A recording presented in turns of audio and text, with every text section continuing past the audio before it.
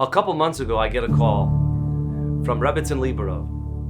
Rabbi Garfinkel, I know someone who I think is going to make an incredible impact on your students.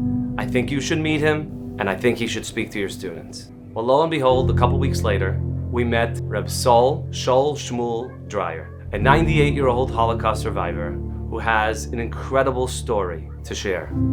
My number was 84650 with a triangle. I was in camp with a very famous cantor singer.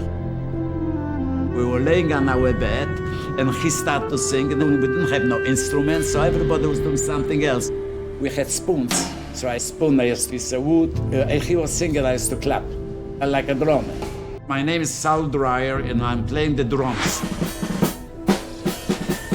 The name of our band is Holocaust Survivor Band.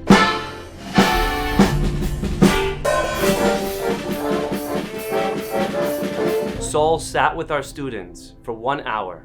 235 students, Bli Ayin Hara, sitting in one section of a tent, but all sitting impeccably quiet, perfectly in silence, as he shared the story of his life. A family of 30 people I see in front of me. You know what that means? One alone left, alone one. It was remarkable. It was incredible. I know I speak for all teachers and principals when I say this. We come to school, we come to this building every single day, hoping and praying that we will make everlasting positive impacts on students every day of our lives.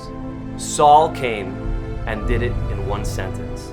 He turned to our students after discussing his survival and his latest and recent challenges with cancer, and then said to them the following words that echo in each one of their hearts and minds, as it does mine. He said, "Be good in Cheder, learn well in Cheder, because Hitler stole my years in Cheder. If you're not gonna do it for you, do it for me." The room was pin drop quiet. He dismissed everyone. There was a line the size of Texas to receive a bracha from Reb Saul Dreier. I was included. Saul spent time interacting with our students, shaking their hands, talking to them personally, asking them about their lives, about their challenges and struggles, and listening to their questions. Some of them so incredibly innocent and curious, and some of them deep and moving. But Saul had patience for each and every one of them. A memory that our students will never forget. And nor should they. Saul didn't stop there.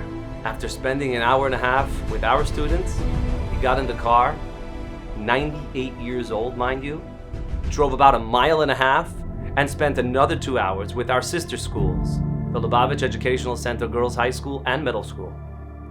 I then walked into Rabbi Korf's office. I told him that I met the most incredible individual, and our students had the pleasure of listening and hearing from him and his stories of survival. I then said, "I know we're full, Baruch Hashem, we've got a full school, but do we have room for one more student?" This student is not of the age, however.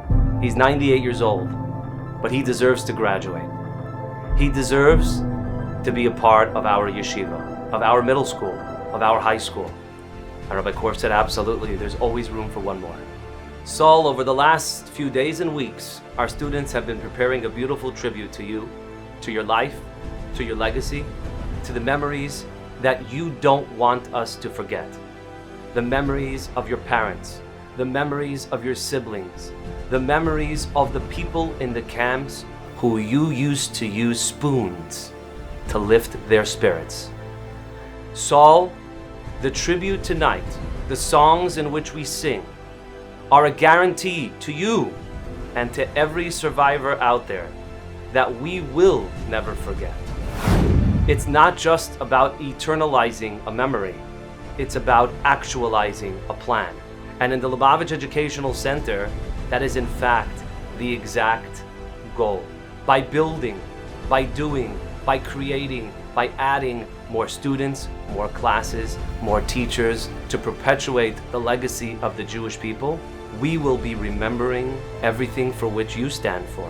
and you've asked our students to stand for. When you get to sit and hear about perspective, about life, about overcoming challenges, about overcoming 3 concentration camps, a displaced person camp, multiple brushes with cancer, and yet for an individual who's been through that, to pick up an instrument, it's not about if you get knocked down, it's about how you get up.